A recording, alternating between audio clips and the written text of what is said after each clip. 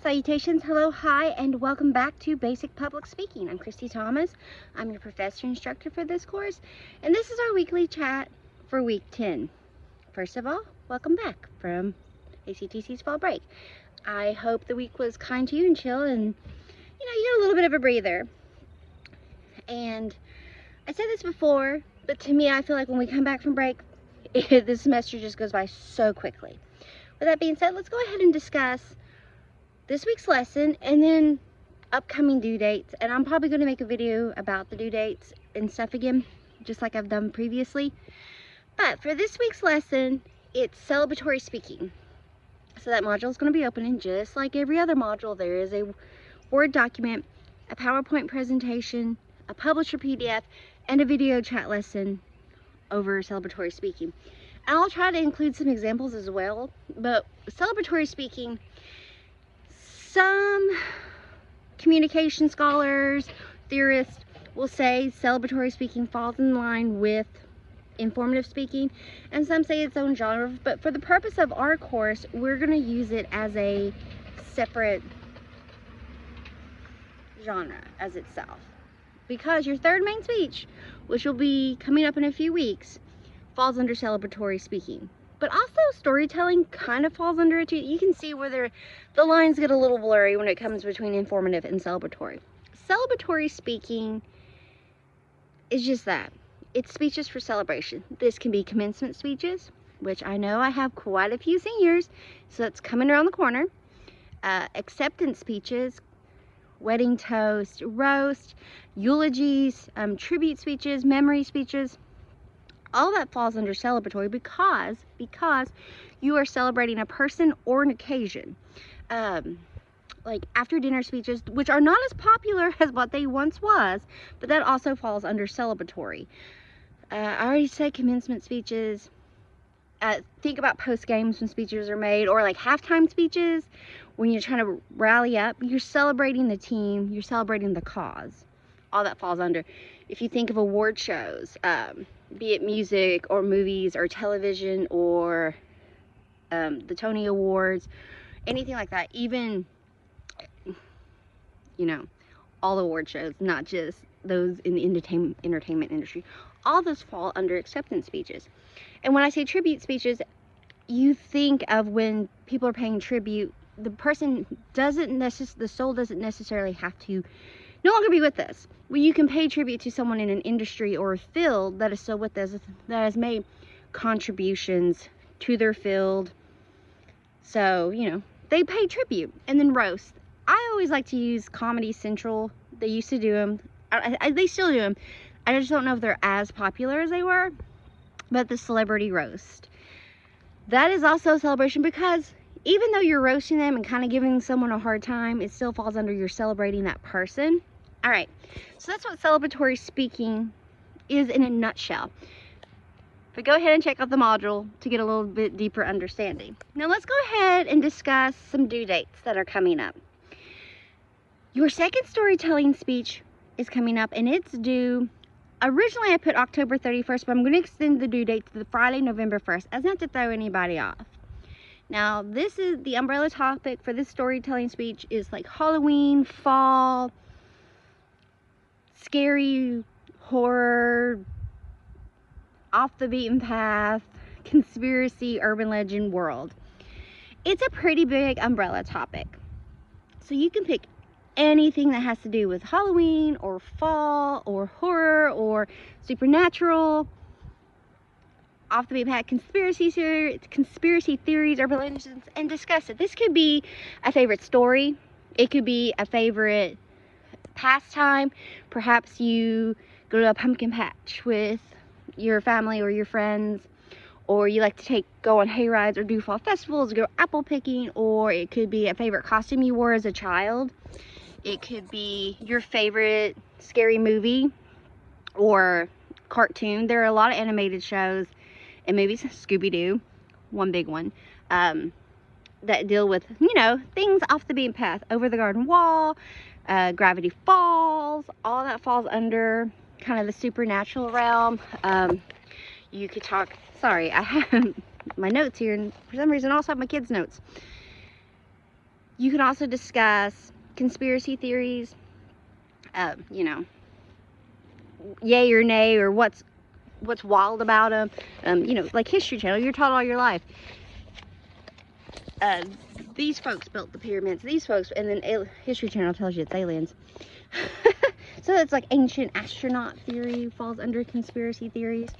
You can also talk about, you know, perhaps there's a favorite dessert or food that you love that's fall. Are you a pumpkin spice soul? Are you an apple spice, cinnamon soul? You know, all that falls under. So you can talk about authors or movies or books or films. Traditions, you could talk about how traditions started in other countries, how we got to where we are now as Halloween, how they Samhain, all that falls under it. You could also discuss, you know, how to pick the perfect pumpkin. Anything falls under this. And just like every other storytelling speech, the only thing I ask of you, try to chat for 2 minutes, nothing else to do. This is just to get you, you know, loosey-goosey recording for me. But there will be a video on that and a module open for that as well. That's going to be due November 1st by 5 p.m. That will be open this week. But I'm also going to open up the module for the main speech number 3. This is called Tell Me a Story. Now, this is kind of a choose your own adventure type of speech because there are options. You can, and the details are in that module as always. So you're going to find Word documents that give you description requirements for the speech, a video of me discussing the description and the requirements for the speech, and then a place to upload said speech. So for Tell Me a Story, you can tell me a story. When I say that, you can pick a book, like a children's book, think Dr. Seuss, something short, sweet, to the point, and read it. But read it to me as you would read it to a child of that age. So if you think of books for like kindergartners, first grade, second, third, once you start hitting third, fourth, and fifth, you get a little bit more in depth in books. So you don't have to choose one of those. You know, you don't have to read me a Goosebumps story. Or, you know, the Iliad. That's not elementary age, I understand. But I just had to throw that in there. But read it to me as you would to a child. So if you're going to change your voice, change inflections, you know, let me really see it in the nonverbals. And again, the nonverbals are everything but our spoken words. So it's how we say it, our facial expressions, are you a talker with your hands? Like all that comes into play when it comes into the nonverbals. So that's option 1. Option 2, you can, I don't even know if I'll get all the options covered in this video, but there's your module, as always. I like to put all the information out there. You can do them in memory speech of someone close to you, someone that you know, or someone like a celebrity, like a musician, an actor, a athlete, an author, the list goes on. You can do it in memory speech of them, or a tribute speech to someone that you know, or you can just again talk about conspiracy theory, break it down, or an urban legend, or give us a review. Give me a review of your favorite book or film, or maybe a compare and contrast. You know, perhaps you love the Harry Potter books and then the films. You can discuss your favorite book compared to the film, which you like or not you like, or you know, a television series based off a book, or this or that, or rebooted. There's been lots of films and series that have been rebooted over the course of decades, so you can discuss that. You know, I really like the original, or I really like this reboot. Or maybe you want to discuss a film anthology. Think of those like the Saw films, Harry Potter, Twilight. Those are like, I don't know why those are the first ones up on my head, but maybe you can discuss like part 1, 2, 3, and 4, how they compare, or some films have a sequel, or sometimes, very rare, in my opinion, you know, sequels don't really live up to the hype, but then sometimes a sequel can, and it shocks you, and you're like, oh, or a remake. So you can talk about stuff like that, or give a book review, or give a review of your favorite album, but it's just you're telling us a story. And the best way I can think of this, if you don't choose the actually reading from a book, is that think of podcasts. You know, there's a lot of podcasts out there that's about reading or telling you their opinion on something. That's what we're going for here. So this is really truly opinion based. Technical requirements that fall along with the Tell Me a Story speech is there will be an outline due. Again, we have that template. Use it to your advantage. And the other thing is a timer, about 2 minutes again for the time minimum. And if you choose to read a book, you need to provide me like a citation for that book. Just letting me know the book, the author, and all that stuff. MLA format is all I ask for this class. And your final speech requires some in-speech citations. So I'm also probably going to open up speech citations in the MLA citation module, because it's just going to come in handy for the next few weeks. Now, the main speech 3, which is tell me a story. Excuse me, let me switch my months in my folder here. I have that due on November 8th. So I'll probably get it opened up this week too, just so there's plenty of time. Like I said, it's going to go by pretty quickly what we have going on. All right, so let's wrap up what's going on this week. Celebratory speaking is your lesson. There's nothing due this week. I repeat, nothing is due this week. I'm not that mean. I will not have you have something due after the week of fall break.